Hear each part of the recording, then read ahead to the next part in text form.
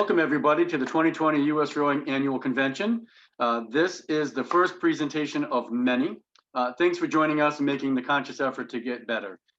During this convention, we will all have the opportunity to learn from our very diverse group of speakers, and we encourage you to attend sessions in our coaches conference, Business of Rowing and Diversity, Equity, and Inclusion tracks. Today, we're going to start things off, which I think is a very appropriate way to get things going and get ourselves centered, about making our youth and collegiate programs more diverse and inclusive.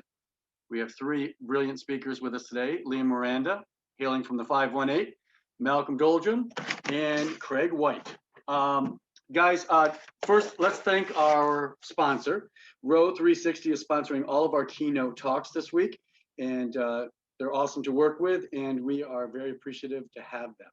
A couple of little items. We are going to be pressed for time all week. We're going from one talk to the next with 15 minutes in between and multiple tracks that are going to be parallel. So if you have questions, put them in the Q&A. There is a link in there. If you have questions that you come up with later on that you want to ask the speakers, you can click that link and put your questions in, and those will be given out to all the speakers so that they can get back to you. Liam, Malcolm, and Craig, I believe that on the last slide, you guys have your emails. So if you guys want to reach out, if any of the attendees want to reach out to any of our speakers, you certainly may do so, and we encourage that. These guys are great. And other than that, let's get started. This is going to be awesome. I'm very excited and can't thank you guys enough for joining us.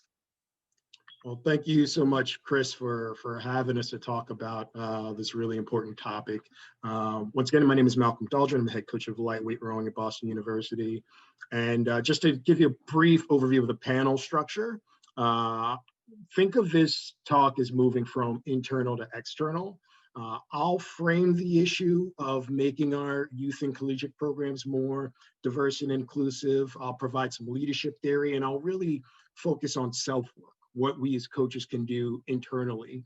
My co-panelist, Craig White, he'll amplify how that self-work looks when engaging and interacting with our young athletes. And then Liam Miranda will pan out even more, and he'll dive into policies and principles for programming clubs. And hopefully at the end, we'll have time to answer some of your Q&A in the chat.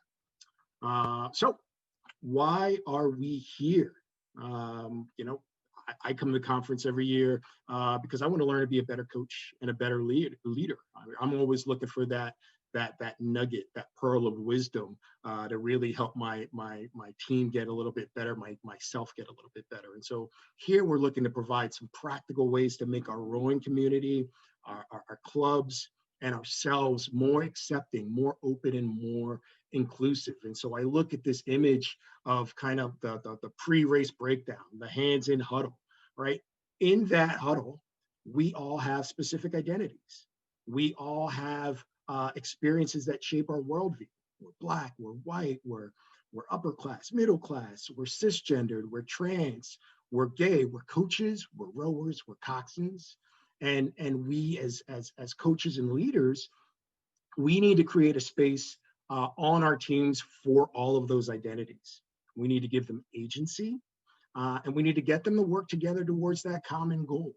And we, all of your panelists here, and I believe everybody that's listening to this talk, we all believe that rowing has the transformative power to contribute to a more open, a more diverse, and a more inclusive society. And so that's what we wanted to talk to you about today. But we do have to talk about how we got here, right? We do have to talk about how this all started. And yes, systematic institutional racism and discrimination. This is not one incident, okay? This is a system, a series of things, all right? I serve as an elected official in Brookline, Massachusetts. And one of the things that my commission works on is housing affordability, which is really kind of at the cornerstone of segregation, of school inequity, of the income gap, economic and health disparities. One of the pieces that I like to use in order to outline this is this link that I have here in the presentation to a video called Segregation by Design. You won't have an opportunity to look at it right now, but take some time and really dive into what redlining has done to really set the stage for these social inequities. So it's not just one incident, it's a variety of things. Opportunity hoarding, all right? The easiest example I can give that we're all familiar with is Varsity Blues, all right? We're talking about dream hoarding. We're talking about the way that affluent families can pull levers in order to get their kids into hyper-selective schools, into elite internships, into exclusive job posts. And in doing so, they kind of snatch those opportunities from other less fortunate people. And this is something that's been very much highlighted in our sport. Those of you that have an opportunity to read the 2 articles in the Atlantic on how parents have really set their students on a path of this opportunity hoarding piece and the lengths that they'll go through, and also this really great article on how collegiate sports is affirmative action for rich white students. All right, really informative. So I suggest you all take an opportunity to give these a read. But really, when it comes down to it, is essentially kids that have less to begin with get less of everything that makes a difference in their lives. So it's really important to get that down. Windows and mirrors. Now I'm going to pause for a second, all right? And I want everybody to do a quick Google image search of the United States rowing. Take a quick second, all right? It wouldn't take long for you to get a real good view of this and a good understanding of this. But I want you to ask yourself, when looking at this image search, does our sport look like our country? All right? There's a saying, you can't be what you can't see. And so as an athlete of color, I look at rowing as a window into another world that does not reflect me. And that's how a lot of our younger athletes that have not been included in the sport, that's how they see it. So it's really important that we understand how what we have and what we reflect, what that looks like to people from the outside looking in. Now, this does not mean go out and start taking pictures of people of color and posting them everywhere. All right, that's very performative, and I don't suggest that. But we do need to let people know that there is a place for them in this sport. Right? Tradition. Okay, I will tell you that you can win with traditions. I was a part of the level 3 coaching certification, and we talked a lot about system coaches, right? We talked about really taking the resources that you have, building a system around it, and then tweaking it and fine tuning it to make it a fine, well-oiled machine. Right? And this is something that some of the best teams in the countries have been able to do really, really well. And I know all of the coaches of these teams that I have here, and they're fantastic system coaches. And you can win that way. And we're taught that you can win that way. All right? It's difficult to want to change into a system from a system that's working for you to something that's completely different. It takes risk. All right? It means work. So it's something that you really have to be mindful of, because traditions do set us up for success, but they can also lead to leaving out others.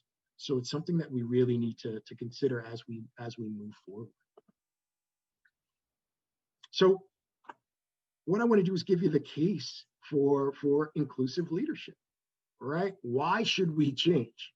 Okay, what's the point of changing if those systems are working, and if we're doing okay? Well, first things first, education is a major pathway to upward social mobility. We know that. We know how important education is, and we know that rowing is a pathway to that. See the articles that I posted a little bit earlier. We know that rowing can provide that pathway to that next world. I'm from Brooklyn, New York. I grew up lower to lower class to middle class home. I had a split family.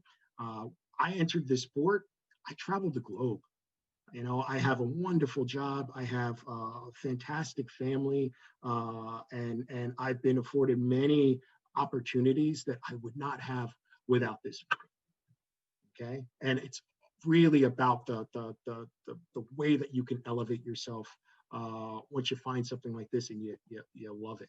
Okay, the country is becoming more diverse, right? Our shorelines are changing. This is a spectator sport. So again, we go back to those mirrors. Do we want to be a window? Do we want to look the way that we do? Or do we want to attract more people to the sport by having more diverse groups? Something to be really focused on. All right. The missing talent pool. All right. This is something that is really important. And we go back to that transition, the tradition piece. And I'm going to pick on men's rowing a little bit, because men's rowing has really done a really good job in investing in international talent. But there's talent right here in the U.S. that can be developed, that can be leveraged and to help our teams and our programs. It's no secret why the last two African-American Olympians came out of Stanford's men's team. All right. And that's a program that was limited in their international recruiting. They had to take walk-ons and they had to develop them. All right. It's a shame that team got cut. But we've got to think about where are the athletes that we have and how can we develop the ones that we have here. All right. Multicultural teams, they outperform monocultural teams. All right. But only with the right leadership. Okay. This is really important. Okay, you can have, in a boat, you can have a lot of big ergs. If you have a bad coach, how fast are you going to go? Right? So if leaders don't understand how to think differently, if they don't understand how to connect with their teams, with their athletes, and understand what their needs are and how to best simplify things from them, then it's going to be hard, if not impossible, to get it. Because in the end, if you have this diversity of ideas, if you have this diversity of experiences, you're going to have a diverse and better team that can solve problems faster and more creatively than you would in a more homogeneous environment. Okay. In the end, our teams are going to be faster if we can be inclusive leaders. All right. And we've got to learn to adapt our skills to meet this moment. You know, we adjust our rigging for the weather, or we adjust our training plans, just to make sure that we don't have injuries. Okay. We need to adapt the structure of rowing in order to be more inclusive, because it is vital, existential for our sport. Okay. And when it comes down to it, this work in DEI, it's similar to work in technology, because it's always changing. We're always learning, we're always adapting, and it's imperative that we change with it. Otherwise, we're going to become outdated. All right. So really important that we become inclusive leaders. So what is inclusive leadership? Okay. Now, I don't typically like to read out my slides, but I'm going to read this because this is important. Okay. It's the capacity to manage and lead a heterogeneous group of people efficiently while respecting their uniqueness in an empathetic and bias-free way. All right. Leaders who are aware of their own biases and preferences actively seek out and consider different views and perspectives to inform better decision. Okay, this is authentic leadership. Okay, it rules out discrimination. It rules out bias in favor based on color or race or gender or sexuality and other protective characteristics. And it allows for our athletes to feel valued and give their input and give them agency. All right. And this, being an inclusive leader, these leaders they'll see diverse talent as a source of competitive advantage. They see it as a way to inspire diverse people to drive organizational and individual performances. All right. And this is all towards that shared vision. In the end, it's going to make us better as a sport, okay, as teams. All right. So how does this, what are these traits and how does this show up in rowing? I think that's really important to break down. So commitment, that's the first trait of an inclusive leader. Okay. We like to intellectualize. We like to think about, what are the issues and try to kind of think about the best way to go about them. If our hearts are not in it, if we're not passionate about it, then we're not committed to this work. All right. Remember, Steve Glaston used to say, you've got to have a passion to be successful and not a mild interest. All right. You cannot have a mild interest in this kind of work. You have to show commitment. The first time I was called the N-word, I was in a boat. I was coxing an 8. I was in practice at West Potomac High School in Northern Virginia. We just got done with a piece, and the 2 8s are sitting next to each other, and a boat full of fishermen was driving by, and they kind of slowed down and they yelled out, "Hey, there's an N-word in that boat."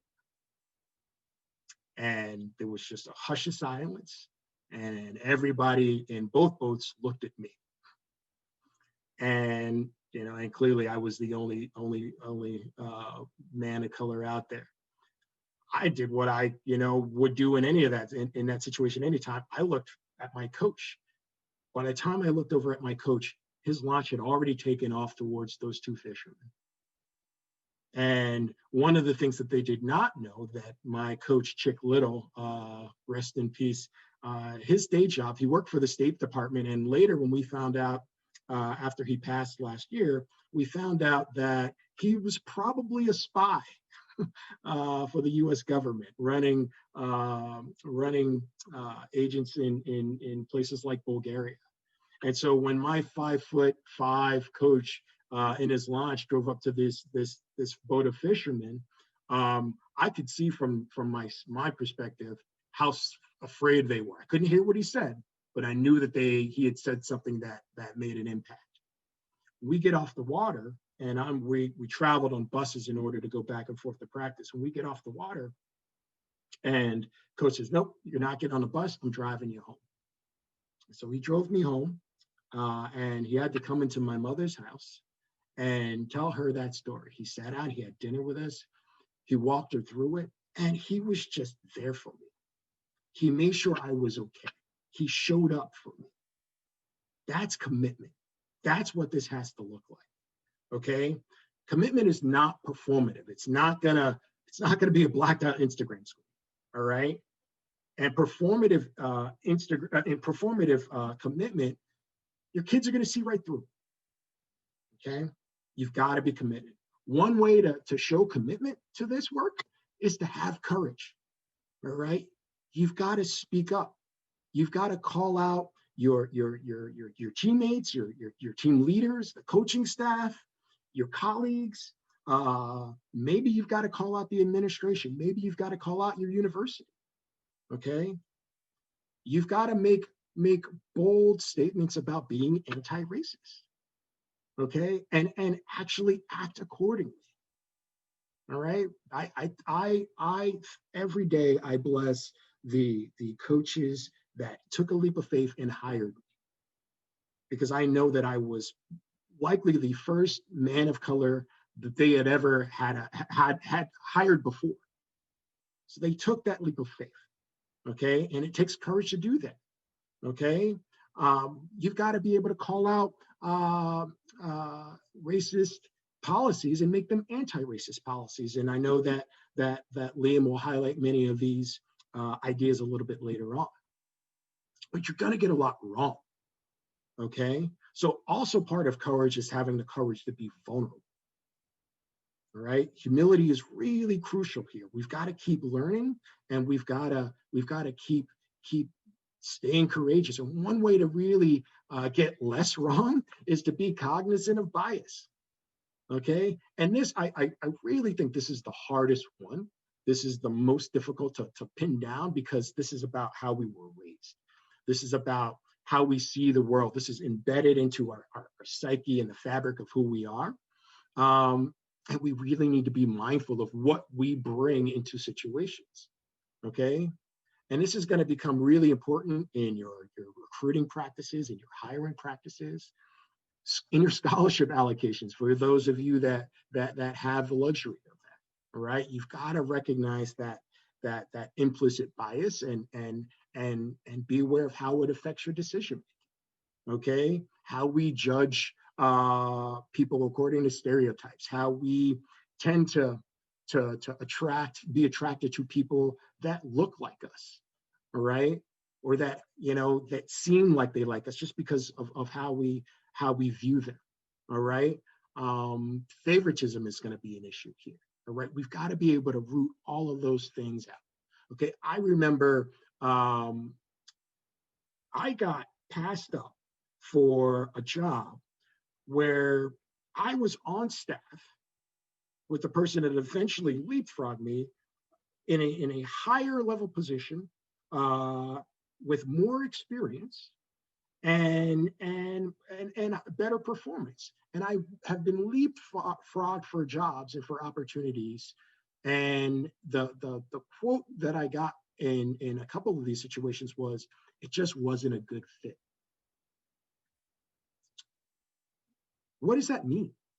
When I at BU, when I talk to our recruits, anybody can fit in on my team, and I tell them that I don't look for fit. I want to know what you can add.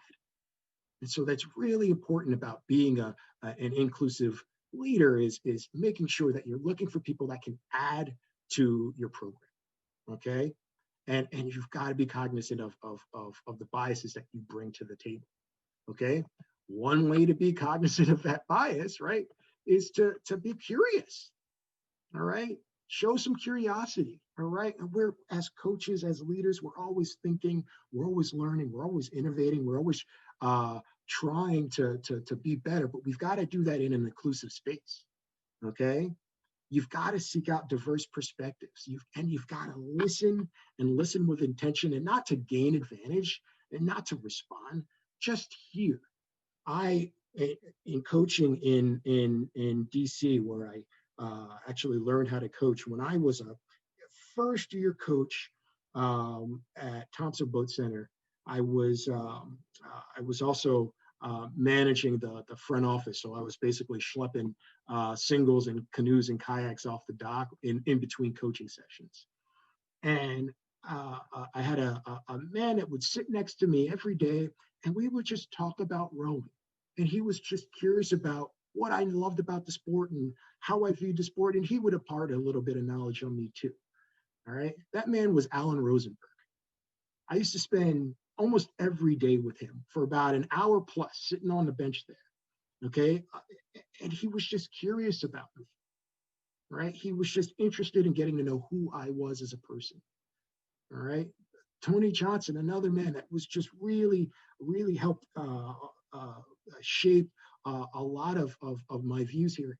Again, he had no reason to want to hang out and just talk to me and impart knowledge on me, but he was just curious, and he was interested in learning from me, and I was interested in learning from him, and it's been just great to get to know him and have him as a mentor. Right, so really important to be curious.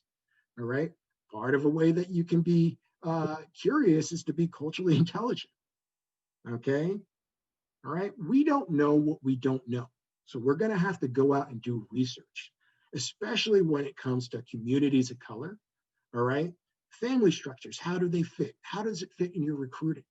Okay, I know there's a lot of situations where parents are a little bit more hands-off in recruiting these days. Okay, when you recruit more diverse athletes, parents want to be in the room. They're going to want to talk to you.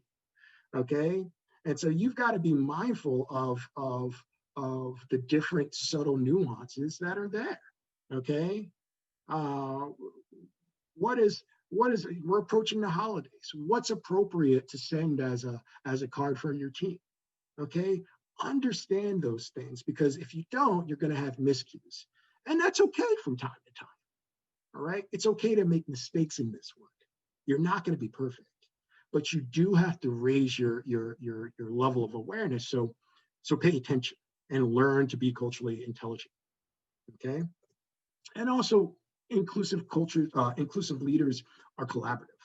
Okay, all right. At its core, it's about getting individuals to work together, build on each other's ideas, and produce something better.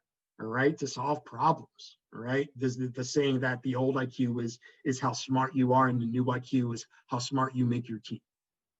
Right. Okay. But this is how we have to think about diverse teams. And we've got to think about diversity from not just racial, but also gender diversity, also sexual orientation, economic diversity. Okay, this is all really important. Okay, so we've got to be collaborative here. Okay, so when you're thinking about this and you're thinking about inclusive leadership in action, okay, first things first, educate yourself. All right, you've got to demonstrate a desire for continued learning. Okay, if you don't do it, nobody else will. Okay, be the change that you want to see, as they say. Okay, challenge the status quo. Okay, you really gotta put policies and practices into perspective. You know, be aware of traditions and rituals and artifacts. Why are they there? How are they being perceived? Okay, encourage and nurture an open and accepting team environment. Okay, you've got to stoke it like a fire. It can't just be a one-off. You've got to be continuously working. It's just like, you know, it's your team culture. It's not something that's set in stone. You've got to continuously work on. All right, and again, understanding that you will make mistakes. All right, we call those on my team, we call those oopses and ouches. All right, and oops is when you say something you didn't quite mean to say, all right, and it just came out wrong. And ouch is when you actually unintentionally hurt someone.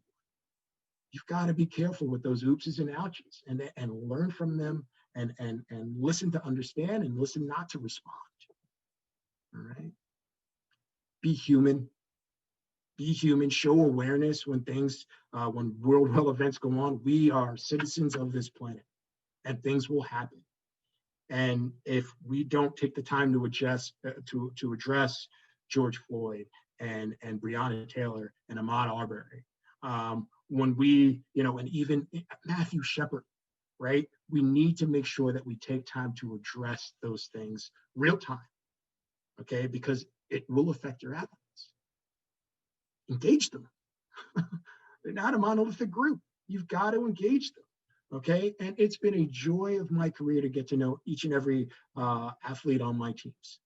Okay, that is what we're here to do. We're here to work with people, engage them, and learn about them, and figure out more. Okay. And then connect your athletes with networks of support. That can be the Black Coaches and Rowers Association, which you'll hear about a little bit later on. Athlete Ally is another organization. Okay, there are plenty of organizations that can help if you're not sure how to do. Okay, so connect your athletes to those resources. But remember, coaches and leaders, we set the tone. We've got to, again, be the change we want to see, and we've got to prepare our spaces for more diverse teams. All right, because those diverse teams are coming. All right, and we've got to be ready for them.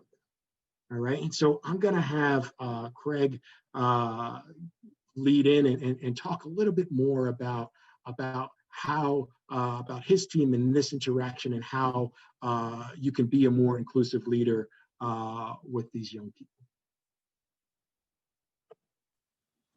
Want me to start sharing, Malcolm? All right. Morning, everyone. Hope you're doing well. Hope everyone's safe. I'll start right now. My name is Craig White. I live in Newark, New Jersey. These are some pictures of my program and our families. I've been at this 10 years. Next year is year 10. January will mark year 10. And it's been a pleasure. Um, I teach at an all boys private Catholic school in Newark, New Jersey. We've been at it for a while, and the kids come every day. And a big reason why they do is because they love the sport. And it's as simple as that. I've been pretty lucky and successful at this point in transmitting a love to of the sport to our athletes. And that's really what they come for. It doesn't matter how difficult it is. It doesn't matter, you know,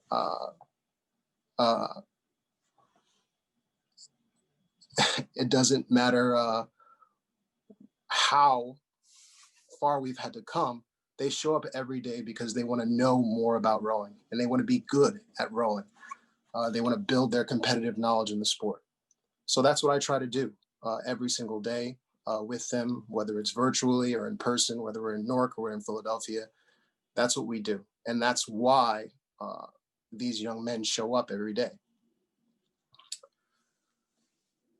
I do a really good job with our coaches and our families of trying to make sure that our culture is great. You've heard it a lot from a lot of coaches who are well renowned in our community about how important culture is, right? But sometimes it's not great. And as a coach, even for myself and my diverse community that I work with, you know, it's a constant focus for us to make sure that we're keeping our athletes on the right track in terms of their personal development. So a lot of it is about, you know, being honest and direct with the student athletes and with their families, being vulnerable and being able to talk about things that may be faux pas or things that a coach normally wouldn't address, and providing opportunities for them to grow within the sport. It's been a struggle, to be 100% honest, getting the program to where it is now. And honestly, our growth has been due to the fact that our athletes and their parents are stakeholders. You know, they're actively involved in the development of the program. They're actively involved in the development of their sons, and making sure that they're becoming better students, they're becoming better athletes, and that they're putting themselves in a position so that they can have opportunities when they graduate from St. Benedict's and move on. Having said all that, I think it was Coach Brumstead who said it in one of these webinars earlier in the summer. Culture is not a magic bullet, and it doesn't fix everything, even for me. And I'm dealing with, and I work with young men who, you know, traditionally don't look like the sport within which they participate. So what else do I have to do to be able to keep these young men engaged and to have them continue to grow, right? They're not dumb. I think you heard Malcolm refer to the fact that, you know, and this is true regardless of the color of your skin, teenagers know what's going on in their families. They know what's going on in their program. So they can sense your values, you know, from day one. It's going to take a 14-year-old, you know, 10 minutes of being in your presence to know or have at least a general sense of what your values are, what your underlying motives are, how willing you are to be able to communicate with them as an individual, right?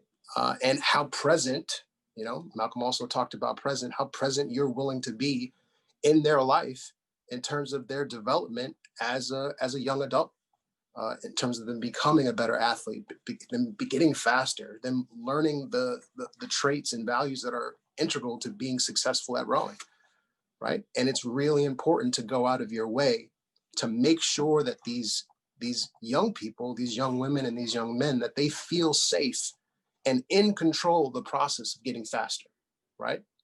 If I walk into your program and I don't feel safe emotionally, I don't feel like, if I follow these steps, I don't follow the system and I can earn my seat, then why stay?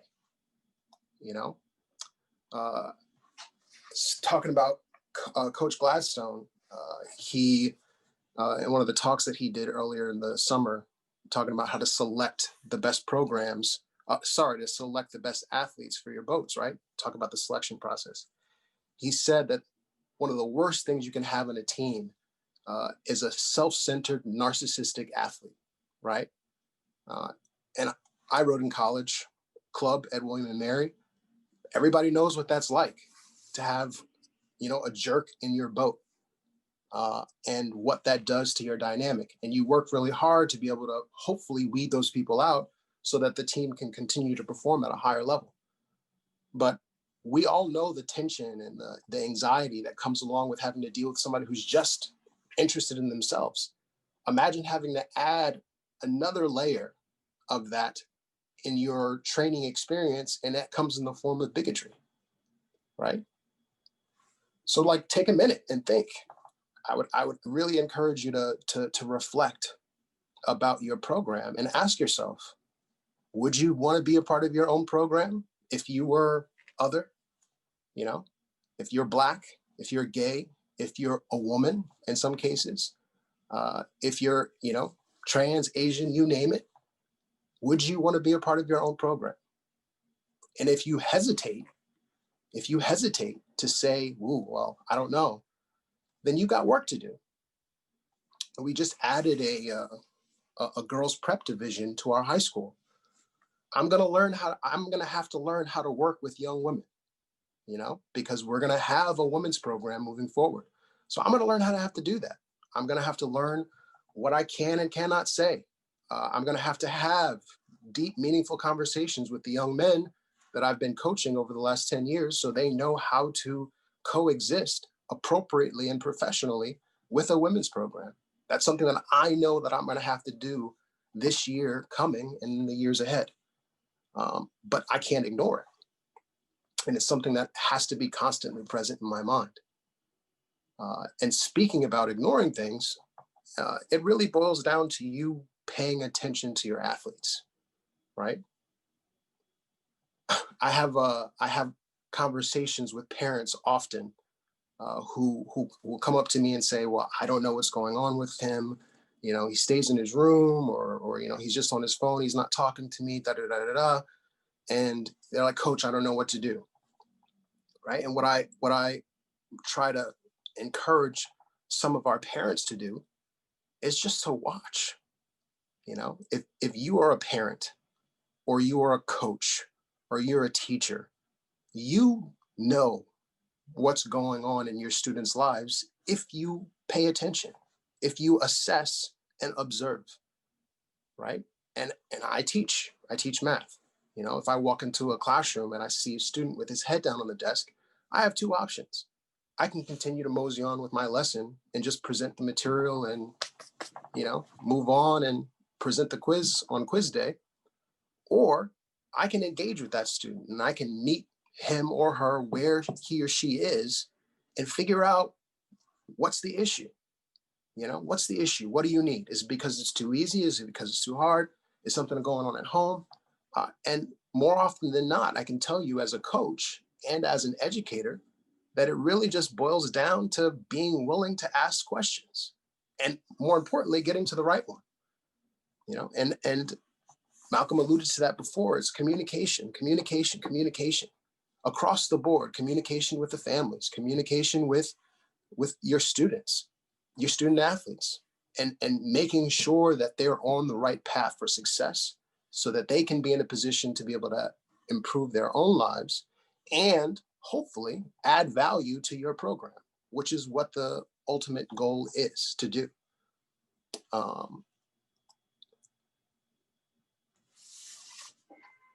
I'm not going to lie. Trust is a big piece. Things don't just happen, right? If an athlete comes to your program and they're in the middle of your program and they've been in it for a year, or if you're a collegiate coach and they rode for 4 years in high school and then these student athletes get to your program in college and they make it a year or two in, they're saying, I can't do this anymore. I'm burnt out, or, this is not for me. How could it not be for you when you invested a year into it, the sport? How can it not be for you when you invested 5-6 years into the sport, right? There's nothing happens without a natural cause, right? So as leaders of the sport, administrators, coaches, program directors, we have to really ask ourselves, do we want to know why? And if we do know why, are we willing to do anything about it, right? And you can solve those problems from a preventative perspective if you've built trust within your program. And trust has 5 key components. You have to have character, right? You have to have the right character.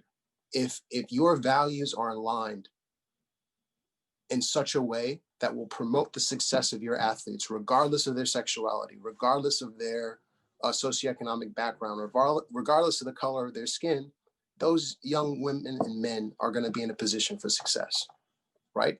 Competence is also incredibly important. I can tell you for a fact, I only rowed 4 years in college. I didn't row in high school.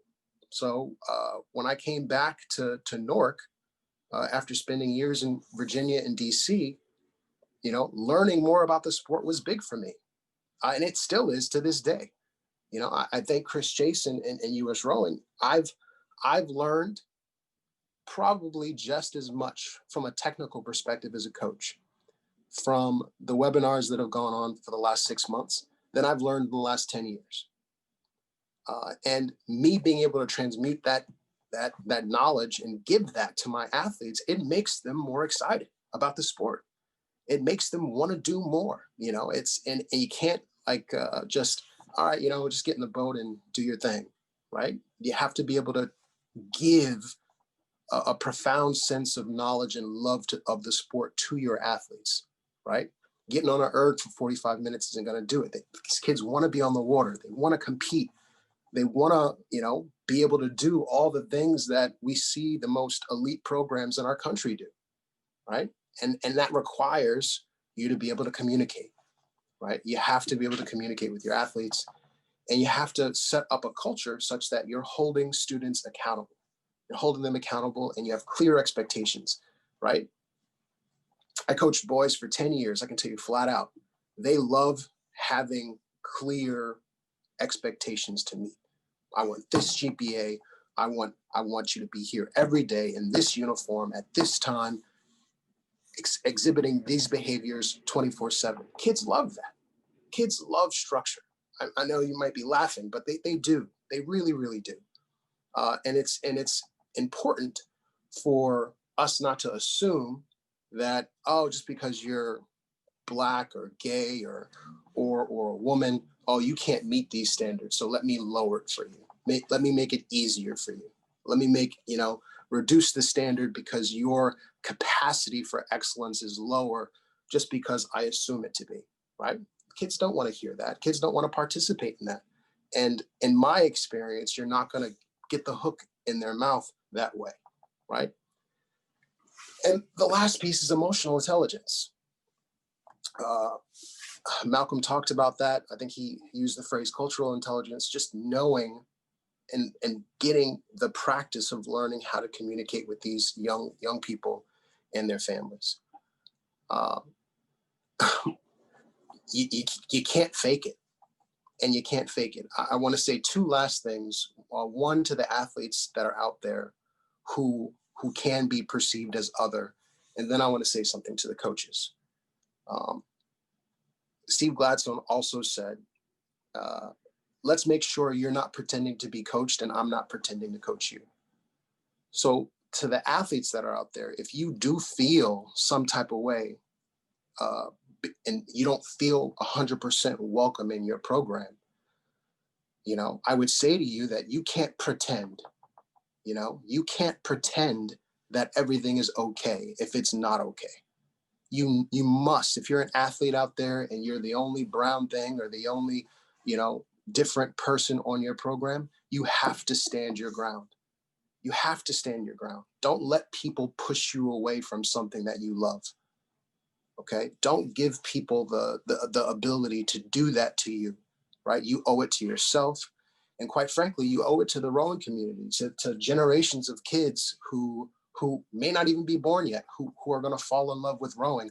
They need to see you out there succeeding in whatever capacity you are in the sport, whether you're seeking to be a coach, or you want to row at the Olympics, or you want to row at a very competitive collegiate program. Stand your ground, right? And show up every day and do the work. If you're an athlete out there, talk to your coaches, right? Talk to your coaches. Tell them why you feel the way you feel. You too, the athlete, have to be willing to be vulnerable and talk about that kind of stuff. So talk to a coach, talk to a parent, talk to one of the captains in your team. Just go out there and do that, and show up every day and fight for your seat. Whether you're a coxswain or or the bowman, go out there and fight for it every day. And then, God willing, hopefully it doesn't get that this far. But if you try to do those first three things and it's still not working for you, ask for help. Right? The Black Coaches and Rowers Association, the website is there. You're more than welcome to reach out to Malcolm. You can reach out to me or any of the other people who are part of that organization and ask for help.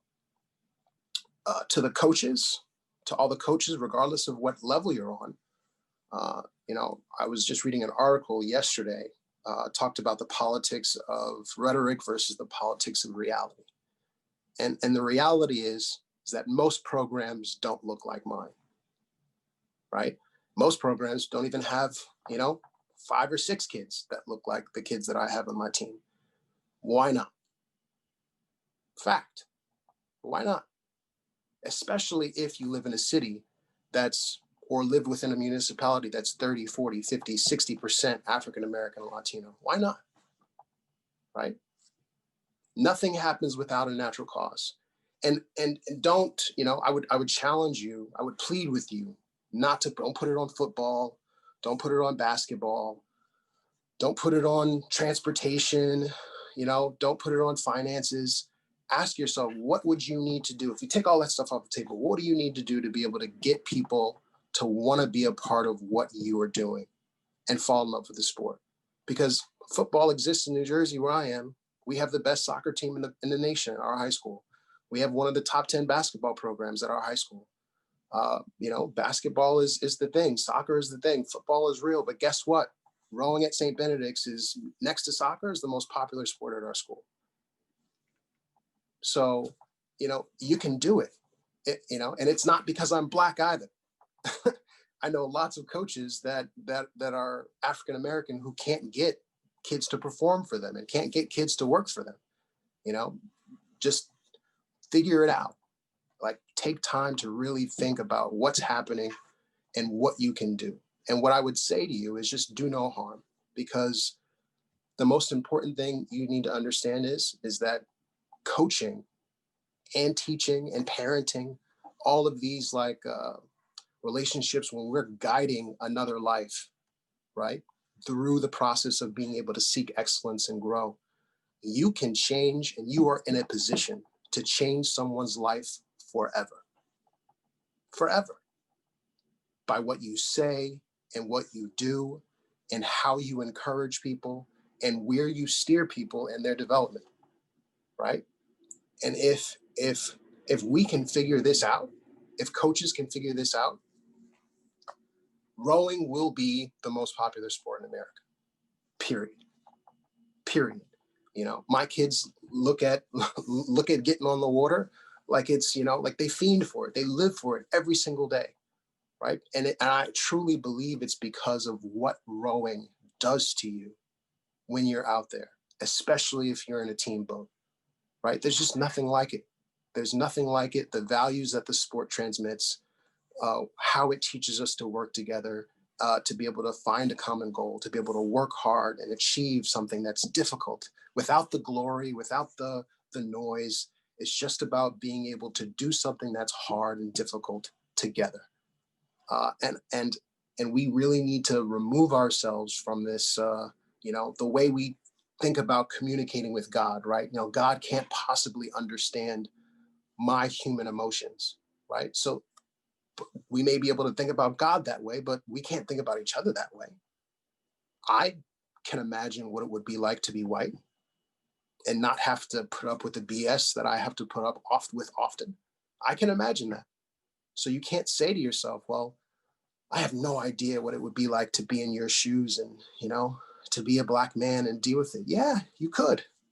You probably can if you think about it, which is probably why if I asked you, you want to switch shoes with me, you'd probably say no. So I would just encourage you to just open your heart, open your mind, transmit a love for the sport, and just be human. Be human with yourself, be human with these young people, and grow the sport. Grow the sport. The last thing I'll say, and I'll let Liam jump in, is Kevin Harris. Kevin Harris told a great story to us a couple weeks ago about a coach who he had in high school, and the coach, he wanted to quit, and he's like, I can't do this anymore. The coach stopped him and said, Mike Pence, I think. Sorry, not Mike Pence. Mike Penn. Not Mike Pence. Not that one. Not that one. Not that one. He reached out to Kevin and said, "You're not leaving. You're not leaving. You can love this sport. You have value. Keep going. Think about if that one little interaction didn't happen, we might not have Kevin Harris. And like that's the power I'm talking about that coaches have. Sorry, Liam.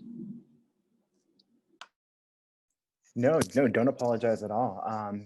I'm excited to kind of take it from here and kind of, it's a hard act to follow with these two. It's such a privilege and an honor to be here today and chat with y'all and be a part of this presentation with Malcolm and Craig. My name is Liam. I use he, him pronouns. And like I said, I'm super excited to be here today. I work in, sports policy. I'm a former Division I rower, and I now call myself basically an avid erger. I think I like erging more than most people, but I do it all the time. I think, I want to share a little bit of information on my background in rowing because I think it kind of underscores the need to be proactive about this work and ties into a lot of the things that Malcolm and Craig brought up as important proactive things and how you can support athletes.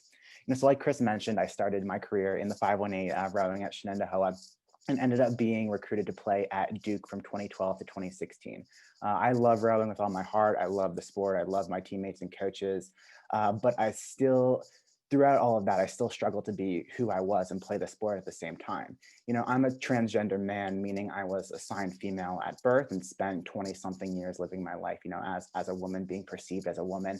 And I never felt like I could come out as a man and be who I was while I was actively rowing. And that's not fair to Duke rowing at all. I had such an inclusive team. I had such a thoughtful team. Folks were doing great advocacy work. Folks were being really intentional and deliberate. And to this day, some of my biggest supporters are former coaches and teammates. I just didn't really know because we never talked about it. I didn't know if I would be safe to come out as trans. I didn't know what would happen to me, my spot on the team, my funding, if the team would, be able to keep doing the work that they were doing if I came out. And I carried that with me as an athlete. And I know I wasn't the best athlete or the best teammate or the best captain because of that fear that I brought into the boat every single day. And I have immense privilege in here. I was already on a D1 team. I was navigating this as a binary trans man, but it still highlights the uncertainty that I felt. And I think the uncertainty a lot of athletes feel, be they trans, queer, athletes of color, low income, disabled, women, any combination of that. It just really highlights the fact that we need to be proactive about inclusion work, and we need to do something before it gets to that point, before it gets to the point where an athlete, a coach, a staff member, a referee, a fan, a parent, a family member is hurt by a lack of action. I currently do sports policy work with a special focus on diversity, equity, and inclusion in athletics. So hopefully I can outline some action items we can think about today and fill in some places that we can, things that we could start doing to get better starting, tomorrow. So the first thing that I want to bring up is some caveats to this. It's not that easy. I wish this was like you can do all these things and your club is going to be like this. But at the end of the day, the most important thing that you kind of need to do is reflect and look inside yourselves. This work is, deeply, deeply personal. And to change, we really need to look at ourselves, our own identities, what we know, what we don't know, how we perpetuate some of these harmful systems. I had a mentor once remind me that inclusion work should not feel good, right? It shouldn't make you feel great about yourself. It should be hard and it should challenge you. And in some ways, it should make you feel badly about the work about the spots you haven't noticed and the things you haven't done. And that's okay. And that's good. And that's kind of the reflection we need to do to look at these things systemically and undo them. We also need to learn, this is something Malcolm and Craig brought up a lot, right? We need to look at our weak spots, look at our club weak spots, our communities, and work on them. It's like training, it's like anything in sports. You can't make progress without a game plan and working on what you're bad at, right? So you need to bring folks in, establish a trusted team in this work and make sure folks are represented in this work and really accept that you don't have all the answers. And part of this work is learning what you don't know and continuing to learn. And finally, like I mentioned, one size does not fit all. I'm going to give us some action items to think about, but it's not a blueprint, right? You are the experts of your own community. I can sit up here and talk to you all the live long day, but you know your club better than I do. You know what makes sense better than I do. And so this should be a lens that you bring to your existing knowledge about your club and about what is going to be the most effective and the most useful in your spaces. So a few considerations before I jump into kind of some of the action items. The first thing that you need to sort of think about, some things you need to think about before you dive into this work. The first thing that's important to look at is the climate of your club and the climate of your team. How receptive are folks going to be to this? Where are you? Where do you need to go? And how do you get folks on board? And how do you kind of establish this group collective commitment to diversity, equity, and inclusion? Because one person can move things forward quite a bit, but unless everyone's buying into it, things aren't really going to change, and that one person is going to burn out. The second question is about resources.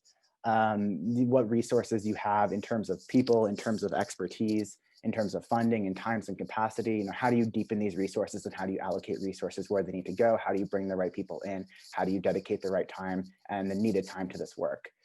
An important part of this as well is defining success. So looking at yourself, looking at your club and thinking about what success looks like. Is it athlete recruitment and retention? Is it changing a policy? Is it hosting a fundraiser for some organization? Is it an overall sentiment among athletes?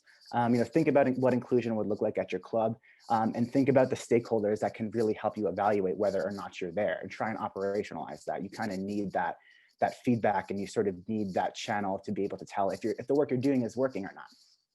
An important consideration as well as agency. A lot of times we have smaller clubs or smaller programs operating under larger umbrellas, whether that be under like athletic associations or whether that be under districts or under like the NCAA, right? And so you have to ask the question of, what your club has the ability to do at your level, and then how can you kind of make that happen on a larger level, right? It doesn't matter it does matter, but like it's not as impactful if you change your policy, if the overarching policy is still really problematic and hurts athletes. And so that kind of relates to the last thing, is thinking about what the overarching climate is and kind of how you can navigate both, your club's policies and changing your club, but also changing the overarching policies and climate. And I think a really good example of that right here is in transgender inclusion policies across the country. So a lot of people ask, what is a trans inclusive policy? Like, what is a good policy? And, at the youth level, it's something that allows trans athletes to compete with a team that best reflects their gender without forcing them to have surgery, without forcing them to go through medical treatments, without forcing them to change, their ID, their passport, their licenses. A lot of states will ask that of literal children to be able to just play sports on the team that best reflects their gender. And so those green states that you see on the map are the only states that say, like, an athlete, if you're a trans girl, you can play on the girls' team and you don't have to have surgery. You don't have to do any kind of medical requirements. You don't have to have a hearing in front of your school board. And all the other states that are different colors have sort of different policies. But the pink states on here are the ones that are really especially problematic and require some kind of medical interventions. So if you're a club in Kentucky, right, and you change your policy to be trans inclusive, that's great. That's great. But if you're a scholastic team, your athletes, your trans athletes can row on your team. But if you try and go to a scholastic race, like, that athlete can't row, right? And so patchworks of policies like this exist all over the sport and make it really challenging, I think, for athletes to get to the next level and athletes to continue in the sport pipeline. And it doesn't allow athletes to remain in the sport and, continue to build their love of rowing and continue to move through it. So now we're going to get to some actual, some more concrete things that I want to chat about, some things you could think about implementing in your club, or think about how your club or team or program is really approaching these things. The first thing I want to talk about at a really basic level is just like representation. It's about diversity, right? It's about who is actually on your team, who is in your network, what does that look like? At a basic level, like you need to sort of assess where you are, like look who's in your sport, look, not just at your athletes, but at your coaches, at your referees, look at your administrators, your families. Think about diversity as a more encompassing thing instead of just your teammates. Like Malcolm was mentioning, of windows and mirrors, it's really, really important to be able to see yourself in sport and see yourself in sport leadership to feel welcomed and included in a team. Related to this, thinking about how your club is represented, how often, I see lots of clubs trying to recruit youth of color when all their promotional materials are of white athletes, and they send a team full of white athletes and white administrators and white coaches into schools. And not to say that, white folks can't connect and can't recruit athletes of color, but at the same time, we're mentioning the need for representation, the need to see yourself in these teams and in these spaces. We've talked a lot about, reducing barriers to access in the sport. Rowing can be a hard sport to get into, especially in certain places, and we need to reduce barriers across the board. But like underscoring what Craig and Malcolm were saying, that like we can't lean on this and we can't count on this as being the key to diversifying rowing, right? Makes a lot of assumptions that youth of color, that LGBTQ youth, that low income youth can't afford rowing, or they're not interested in rowing, and that's kind of what's driving the lack of participation. And that's not the truth. That feels just like something we can lean on to kind of excuse the fact that like a lot of our clubs and programs fail to reach these young people. And so, there's a lot of ways, some bullet points on this slide to think about building talent pipelines and building and recruiting changes and partnerships to increase access to the sport. But again, that's not a catch-all and shouldn't be treated as a catch-all. The next one is not necessarily an action item per se, but like we really need to, in our education, understand how identities intersect, right? We talk a lot about athletes of color, but LGBTQ athletes, but recognizing that like none of us are one thing, right? And having multiple marginalized identities increases, kind of the discrimination and the burden on you. A good example of this, a really sad example of this actually is, in Connecticut, we just talked about trans inclusive athletic policies. Connecticut has a great one. And there are 2 Black trans girls in Connecticut. Their names are Andrea and Terry. And they're runners. They love running. They play track. They, love the sport, just have such a passion for the sport. And in playing the sport they love, they actually garnered many lawsuits against themselves from, white girls and families who are saying that them playing is harming them. It's, costing them scholarships. It's unfair. And they want these athletes not to be able to play. They want these athletes not to be able to run anymore, right? And that really, there's not any lawsuits that I know of like that against white trans athletes. And obviously this lawsuit's playing hugely into the harmful racism that Black women and girls are like, quote unquote, too dominant, right, in sports, and that white women are vulnerable and need to be protected. And it's exacerbated by the fact that they're transgender. And so, and this is really an example of how like these overlapping identities, especially in sports, can produce really, really harmful outcomes and put a spotlight on athletes, and they kind of just multiply upon each other. So being really aware of that and when we engage in this work. And related to that, right, this is a lot, we're talking a lot about diversifying our clubs and getting folks into the room, but like with what I just mentioned, like don't lose sight of the fact that this is more than just having folks on your team. It's no good to get folks there if you're going to mistreat them and they're going to be discriminated against, right? It's great to have athletes with disabilities on your team, but you're doing more harm than good if your program doesn't change to meet the needs of those athletes. So think about, how those athletes are included, what is equitable for those athletes, and then what does justice look like? What does dismantling that actual system in rowing look like? So next, I'm going to talk about some of my favorite things, right? We're going to get to policies. This is really what I think the bread and butter of what I want to chat about is. The most important thing about policy change is that it needs to be proactive, right? Think about the story that I shared with you, right? I was in a really inclusive environment, but no one had proactively communicated that the policy was trans inclusive. And so I didn't know what would happen. And that fear kind of led me to hide who I was. So this stuff needs to happen before it becomes, something that you need to address, right? I hear a lot of teams talking about, oh, like we'll work with this when it comes up, but that's already too late. That's far too late.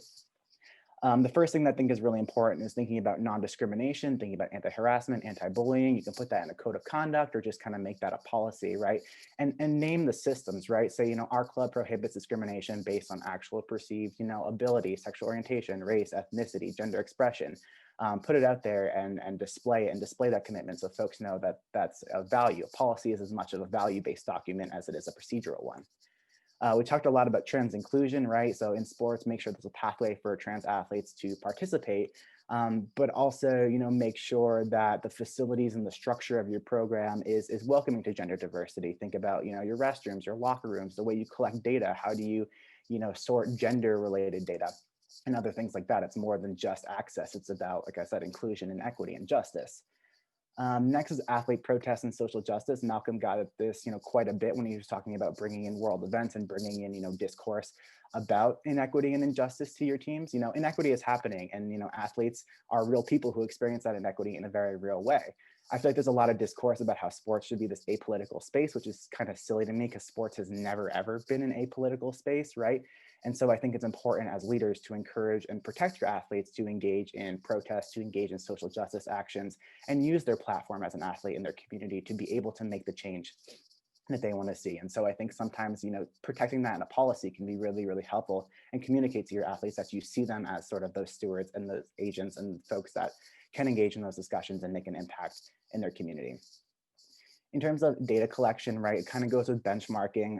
We need to know who's in our club, who's in, what demographics look like, but so it's important to kind of institutionalize that in policy. But it's also important to be thoughtful about how we're collecting data and how we kind of sample our forms and questions. I see a lot of collecting racial data when you can only select one answer and there's no multiracial option. So you're forcing people to kind of rank their identities. I see a lot of really limited gender options. I see forms asking about parents in terms of mother and father.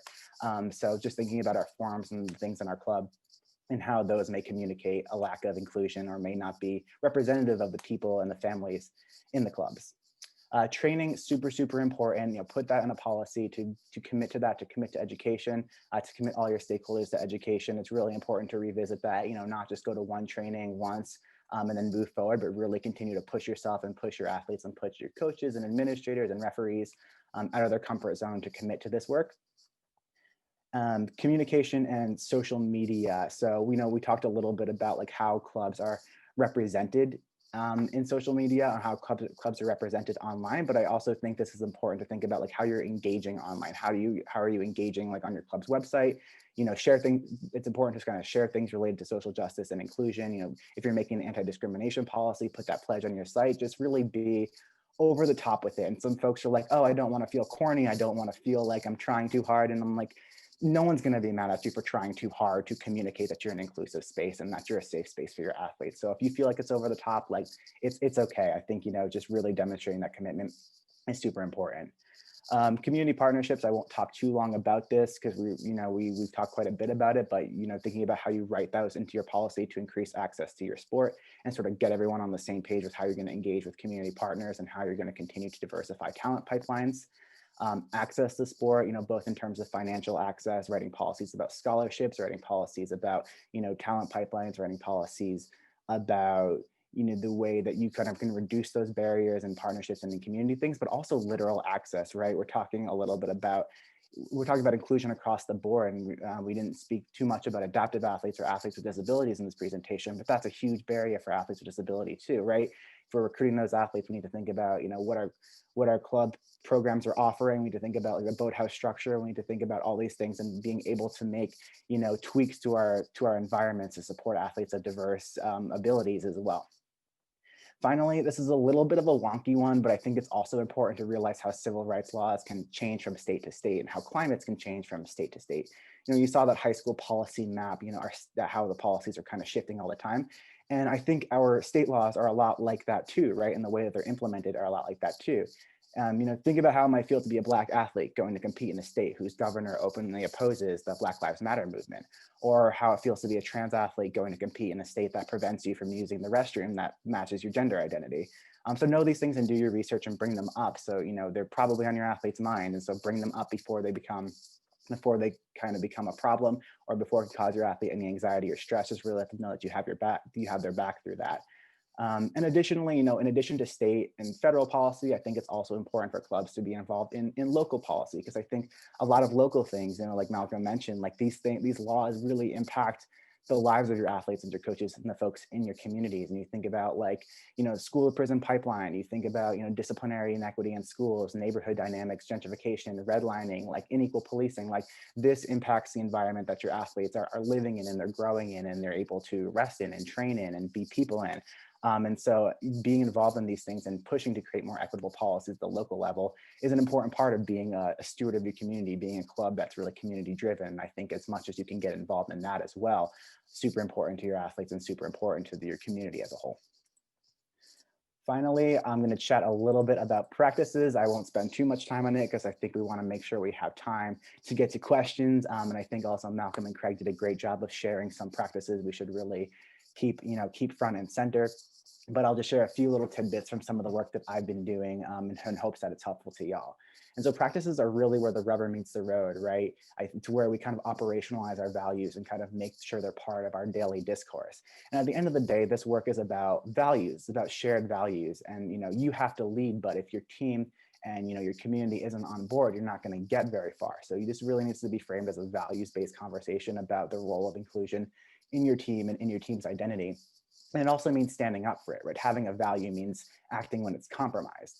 I find that in my work that team sport athletes especially can be really conflict averse, right? They don't really like to ruffle feathers, but we need to establish the idea that this conflict is conflict for good. This is conflict because you believe that people can be better. This is conflict because you believe somebody is better, right? I know rowers understand being able to call folks, being able to hold their teammates to a higher standard. We do it all the time with technical things or with, output related things. We need to establish equity related critiques as a good thing. And that's something important to have in discourse.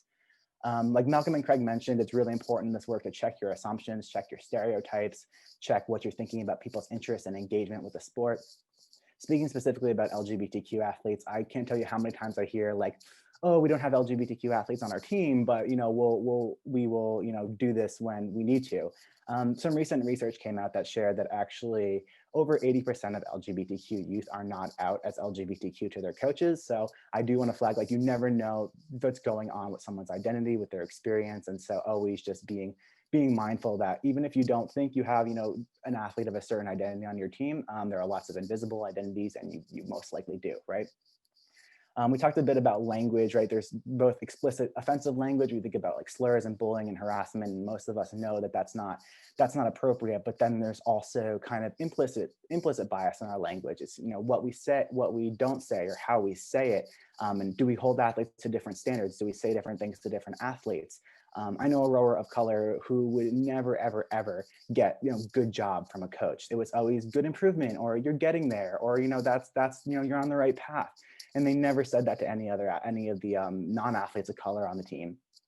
I know another athlete who, every Saturday afternoon practice would end with their coach telling this women's team to stay out of boy trouble, which perpetuates tons of problematic stereotypes about women and, how their engagement with men. But that athlete was also, she was also gay, so she would not get in, right? So it's just things like that, where it's even things that seem to be just part of things you say, or just, things that don't seem harmful can be really, really harmful, and can your biases can kind of creep into that.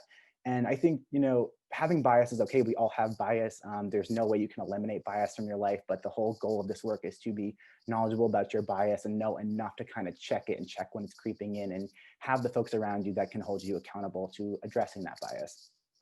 I won't dig in too much on team traditions and cultures, because I know Malcolm and Craig did a great job talking about how this just kind of perpetuates a homogeneous team, and how this is kind of veiled language that allow us to keep recruiting the same kind of athlete over and over again. At the end of the day, it's really important to address the education. We talked about training and combating this misinformation, so it goes into checking our assumptions. But the last thing I want to mention about practices is just how this needs to be a constant commitment. This requires a ton of energy and a ton of effort, and it's no small task, but this is work that we need to do. We need to be constantly vigilant about it. So I'll wrap up with just a final word. I mean, this is a lot thrown at you in a super short amount of time. And I know there's kind of a lot of information you're going to get throughout this entire conference. But again, the most important work you can do is just kind of reflecting on what's best for your club and where you're at and what the path forward can look like. I hope the three of us were able to provide some inspiration or some kind of pathway.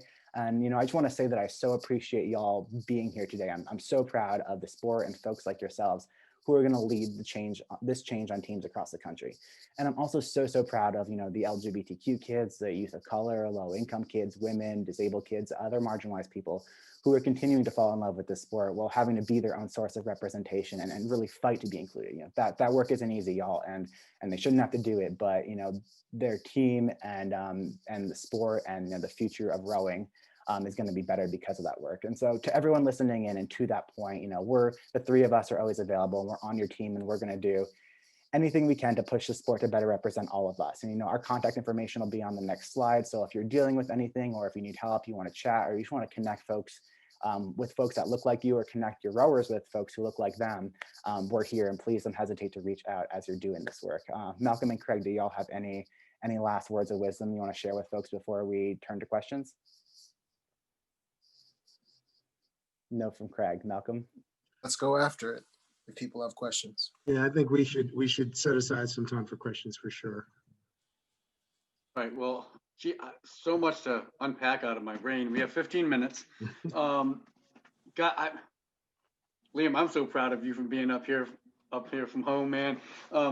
Thank you all. We'll get to some questions. There's a lot going on in the chat, and I think in the Q&A and the chat, a lot of the questions are like, where do we start? What do we do? And I think that, Malcolm, I want to go back to a slide you had where you talked about a couple things, and you said something really amazing to me, like, we'll adjust our oars for wind. Like we'll adjust for current. We will make 0.5 centimeter adjustments. We're that meticulous with finding speed, right? We are that crazy about millimeters in our sport. We're nuts about. We'll re-rig a boat every day for months, trying to squeeze out little bits of speed. So nobody can tell me that we can't make adjustments in our sport at a macro level. And so where do we start? I mean, Liam, you were just talking about words and just the way we use words with each other, every day on the side of the river, talking coach to coach to coach, not letting each other skate away. And it's going to take courage to say to one of your friends, you shouldn't say that, or you need to word that differently, or you should think about this a little differently before you open your mouth. It's going to take courage to say stuff like that. And so Malcolm, on your chart, you had courage. It's going to take a commitment to do it constantly, right? It's going to take the same commitment that we would take to rig our boats. And I'm a horrible example because I hate rigging, but I mean, we need to use the same level of commitment and being meticulous to find speed in millimeters. What's that video? It's a game of inches, right? I mean, what is that? If we'll go down to inches, then what are we willing to do for our sport to be more inclusive? What do we need to do to be that meticulous, to be more diverse, right? And it's going to take collaboration. And Malcolm, that was on your chart also. Collaboration means we all have to do it together. Like we have to work together. So what stands out to me is the courage it's going to take, the commitment it's going to take, and not just while, the last 6 months have been crazy wild, right? We've talked about this on the webinar and stuff. It's explosive, and everybody's doing the right thing and putting up the black screen and all these other things. But performative, Craig and Malcolm, you both said, those things are tiny little gestures. They're not transformative. Us having the courage and the commitment to work together and be collaborative constantly, make this part of our culture. And I see a lot of the questions in the chat, like, what's it going to take to do this? What's it going to take to do that? Well, we have to be the change. I mean, Gandhi said this, and Malcolm, you used it. We need to be the change within first. So moving forward, I think it's going to be starting there that we make changes, like first within and then together without, right? We have some questions in the Q&A, and you guys have seen those. Do any of you want to tackle any of them? Lucy, I see, some of the questions in there. We put up a link to our rules and eligibility and things that we have not addressed and that need to change moving forward. We are having those discussions behind the scenes. So I want to let you all know that we are looking at our USRowing, when I say our, the words we use and should be using moving forward. So we are doing that. Convention does happen, and on the side, our board meets and all the the people that make rules and regulations and do the writing. They're on listening, and we are looking into that. So I can't make promises like everything will change tomorrow, but we are definitely looking into that. But let's get into some of the questions here, gentlemen. If you'd like to take one, or who wants to step up? Throw one. What's out there? Yeah, there's so many. I'm trying to figure out where to start. I know. A lot of them are connected too. How can we encourage ourselves and other coaches to be more humble? Yeah, Yeah. No, I think with it's such a subjective aspect of this sport, right? Because there's not a ton of people. Well, we're all rolling the single now, right? But most of our teams race in the big boats, and you're supposed to just kind of fall in line, and there's not a whole lot of individuality that's seen within the structure. And so when you get out of the boat, there's this tendency for some to be a little bit more brash and to not be humble, right? That kind of hyper masculinized, like, oh, that person's crazy or they're nuts. We hear that all the time. I think it's really important to praise humility when you see it, to really make sure that those moments when people are being selfless, that are being humble, that we don't just let it pass. When someone does something brash, we always comment on it. We rarely comment when somebody does something that's really selfless and really humble. So we need to make sure that we hold those examples up. I think that's really important. Human nature is very difficult to change. So it's going to be, again, about being courageous and calling out those moments when you see something that is not okay, and encourage people to be more humble, because I do think that at our core, it fits ourselves better, right? We are more comfortable in and of ourselves. We're not brash in the house. I'm walking around here and cooking dinner. I'm not, being crazy. I'm really kind of more reserved and really, and I think that that's where people usually tend to start. It's when we interact with other people that we try to, elevate ourselves, or try to, out boast someone else to try to position. And we have to really work at getting people to break that habit, and encouraging more humility and more humbleness. And so that's just making sure that we're on it. We're talking about it every time we see it happen.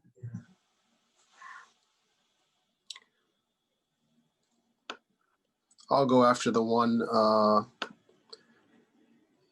I think a couple of people are talking about like where to start, and how do you even like go about speaking to communities of color, right?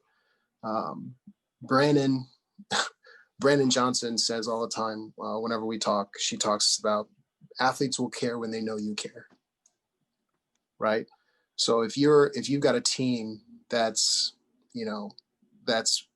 predominantly white, and you're trying to get more kids of color onto your program, male or female, I would say go where they are, right? Go where they are, and introduce yourself, and do a learn to row, but it can't be superficial, it's do a learn to row, and let's figure out how we're going to get you to compete. What is it going to take? Because and it's not going to be the right answer for everyone, because I know families that would have no problem paying $1,800 a season to be able to compete. But I also know families that would struggle to be able to give me $100 a season because they're worried about the mortgage and everything else. So, you have to, as a coach, you have to privately be willing to have those conversations with parents, to be able to have those conversations with students, and say, what do you need, right? And I really, really push for getting kids on the water, right? That's where they fall in love, in my experience. I mean, I've had kids erg from time to time, but that first day going out on the water, they're hooked. They're hooked afterwards because there's literally nothing like it. So I would say try to get kids out in the water, involve parents as much as possible, and do whatever you can logistically, because the answer is going to be different depending on whether your program's small or big or just male or co-ed or whatever. You know, or whether you're in the city or you're in a rural area. There's going to be no single fit answer for everyone. But on the water, talking to families, making people stakeholders is the best I can say. Well said, Craig. The couple of things, everybody. We do have resources on our website, and we have a committee that is continuing to put together more resources on a variety of topics and diversity. So I mean, you're welcome to contact me whenever you want. If you have things that you think should be on the list, or resources that we are missing or that could be up there, by all means, send them on.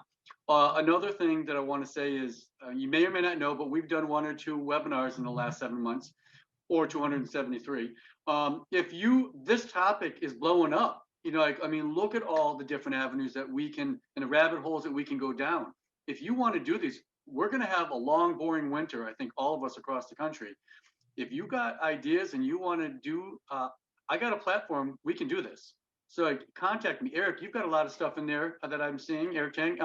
Send it to me, man. Let's set it up. Let's get it out and start talking about it. I think that for a lot of us who don't know, and I'm one of them, I don't know what I don't know, and I make mistakes left, right, and sideways. So if you want to start getting this stuff out in the open and talking about it, let's do it.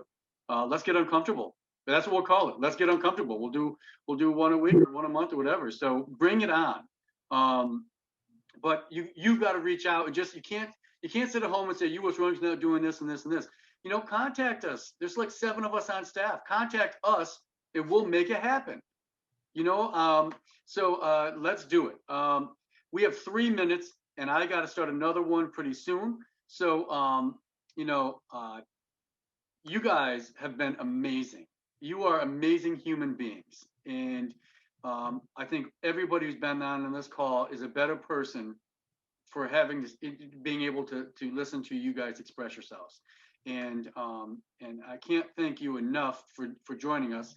And I'm saying that, and you all know that I'm going to call all 3 of you and ask you to do more webinars this winter. So, you know, I'm trying to make it look like I'm saying thank you, and you know, I'm going to leave you alone, but we're not going to leave you alone, because you're amazing human beings.